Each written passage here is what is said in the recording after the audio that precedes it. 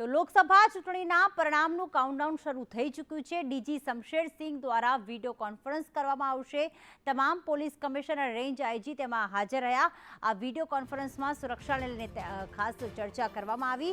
મતગણતરી કેન્દ્રો પર એજન્ટ્સના પ્રવેશને લઈને સમીક્ષા કરવામાં આવી, તો પ્રતિબંધિત વસ્તુઓ સહિત બાબતો પર સમીક્ષા કરવામાં આવી। હિરણ અમારી સાથે જોડાઈ ગયા છે। હિરણ, વિડીયો કોન્ફરન્સ દ્વારા આ મીટિંગ કરવામાં આવી, કોણ કોણ તેમાં હાજર રહ્યા, શું ચર્ચા કરવામાં આવી? કાયદો અને વ્યવસ્થા સૌથી મહત્વનું આ મતગણતરી સમય રહેતું હોય છે અને એટલા જ માટે ડીજીપી વિકાસ સહાય, Shamsher Singh ADGP law and order અને સંબંધિત તમામ જિલ્લા પોલીસ વડા, રેન્જ આઈજી, પોલીસ કમિશનરો સાથે આ વિડીયો કોન્ફરન્સ કરવામાં આવી હતી ગઈકાલે।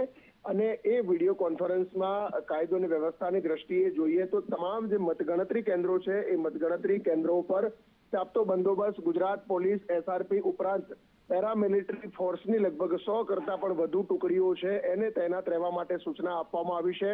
સીઆરપીએફ અને બીએસએફની ટીમો છે એ પણ ત્યાં તૈનાત રહેશે।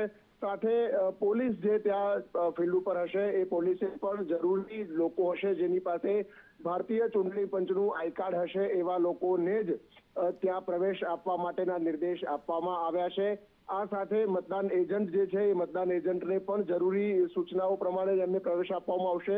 વધારાના કોઈ પણ વ્યક્તિઓને મતગણતરી કેન્દ્ર પર પ્રવેશ આપવામાં નહીં આવે એ પ્રકારની વ્યવસ્થા ત્યાં કરવામાં આવી છે। પોલીસે પણ સખ્તાઈથી નહીં પરંતુ નરમાઈથી અને વ્યવસ્થા જળવાઈ રહે એ પ્રકારે વર્તન કરવા સૂચના અપાઈ છે। આભાર હિરેન તમામ વિગતો માટે।